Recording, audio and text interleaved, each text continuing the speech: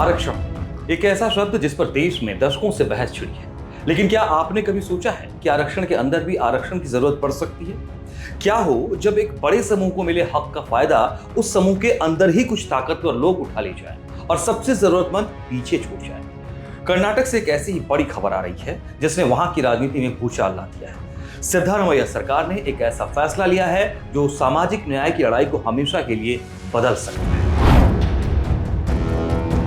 नमस्कार, आप देख रहे हैं जी भारत और आज हम परत दर परत समझेंगे कर्नाटक के उस ऐतिहासिक फैसले को जिसे 665 फॉर्मूला कहा जा रहा है। यह फॉर्मूला क्या है, इसकी जरूरत क्यों पड़ी और कैसे यह फैसला कांग्रेस के लिए एक ही समय में मास्टर स्ट्रोक और एक बड़ी चुनौती भी बन सकता है। चलिए शुरू करते हैं। तो सबसे पहले ये 665 है क्या, इसे आसान भाषा में समझते हैं। कर्नाटक में अनुसूचित जातियों यानी कि एससी समुदाय के लिए 17% का आरक्षण है। इस एससी कैटेगरी में 101 अलग अलग जातियां आती हैं। अब तक ये 17% आरक्षण एक बड़े तालाब की तरह था जिसमें सभी 101 जातियां थी। शिकायत ये थी कि इस तालाब से पानी वही जातियां निकाल पा रही थी जो राजनीतिक और सामाजिक रूप से थोड़ी मजबूत थी। अब सिद्धारमैया सरकार ने इसी 17% के तालाब में 3 हिस्से कर दिए। पहला 6% का हिस्सा यह दिया गया है दलित लेफ्ट को। इसमें मडिगा जैसी वो जातियां हैं जिन्हें सबसे पिछड़ा और शोषित माना जाता है। ये वो लोग हैं जो सालों से अपने हक की लड़ाई लड़ रहे थे।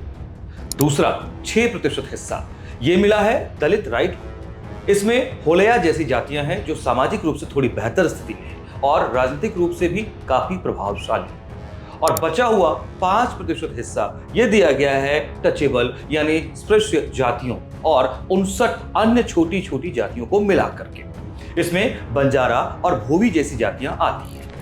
यानी अब लड़ाई सिर्फ 17% की नहीं बल्कि अपने अपने हिस्से के 6, 6 और 5% की होगी। सरकार का कहना है कि इससे आरक्षण का फायदा उन लोगों तक पहुंचेगा जिन तक 75 सालों में नहीं पहुंचा। सवाल उठता है, आखिर इसकी जरूरत पड़ी ही क्यों? इसके लिए हमें जस्टिस नागमोहन दास कमीशन की रिपोर्ट को समझना होगा। इस कमीशन ने एससी समाज की कड़वी सच्चाई को सामने रखा। रिपोर्ट ने साफ साफ कहा, आरक्षण का मलाईदार हिस्सा कुछ ही जातियां खा रही थी जबकि बड़ी आबादी भूखी रह जा रही थी। कमीशन ने एक बहुत भावुक बात कही, भूखे को पहले खाना खिलाना चाहिए, जिनका पेट भरा है उन्हें थोड़ा त्याग करना होगा।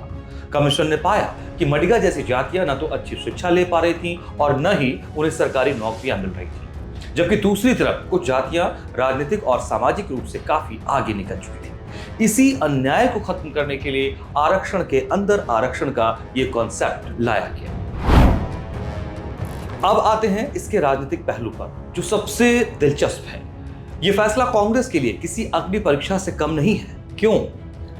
पहली वजह, कांग्रेस के सबसे बड़े दलित नेता मल्लिकार्जुन खड़गे और कर्नाटक के गृह मंत्री जी परमेश्वर दलित राइट समुदाय से आते हैं। सरकार ने इस समूह को 6% कोटा देकर उन्हें साधने की कोशिश की, जबकि कमीशन ने इनके लिए 5% की ही सिफारिश की थी।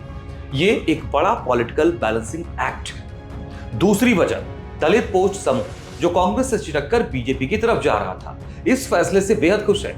सिद्धारमैया ने उन्हें 6% देकर एक बड़ा वोट बैंक वापस अपनी तरफ खींचने का दांव चल दिया है। तीसरी वजह, लेकिन हर कोई खुश नहीं है। कई छोटी छोटी खानाबदोश जातियों को टचेबल समूह के साथ 5% कोटे में डाल दिया गया है, जिससे वो नाराज हैं। उनका आरोप है कि बड़ी जातियों के बीच उनका हक मारा जाएगा। याद कीजिए, पिछली बीजेपी सरकार ने भी ऐसी ही कोशिश की थी, लेकिन टचेबल जातियों की नाराजगी के कारण उनका दांव उल्टा पड़ गया था और उन्हें चुनाव में इसका नुकसान हुआ। अब देखना होगा कांग्रेस इस नाराजगी से कैसे निपटती है। तो कर्नाटक का ये 665 फॉर्मूला सामाजिक न्याय की दिशा में एक ऐतिहासिक कदम है या फिर जातियों को और बांटने वाला एक राजनीतिक दांव?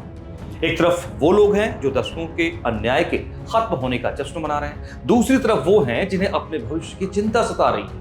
ये फैसला दिखाता है कि समानता की लड़ाई कितनी जटिल है, जहां सिर्फ आरक्षण देना ही काफी नहीं बल्कि ये भी सुनिश्चित करना जरूरी है कि उसका फायदा सही और सबसे जरूरतमंद लोगों तक पहुंच पा रहा है या नहीं। कर्नाटक ने एक बड़ी बहस छेड़ दी है जिसकी गूंज पूरे देश में सुनाई दे सकती है। इस पूरे मुद्दे पर आपकी क्या राय है? क्या आरक्षण के अंदर आरक्षण की व्यवस्था पूरे देश में लागू होनी चाहिए? अपनी राय हमें नीचे कमेंट्स में जरूर बताएं।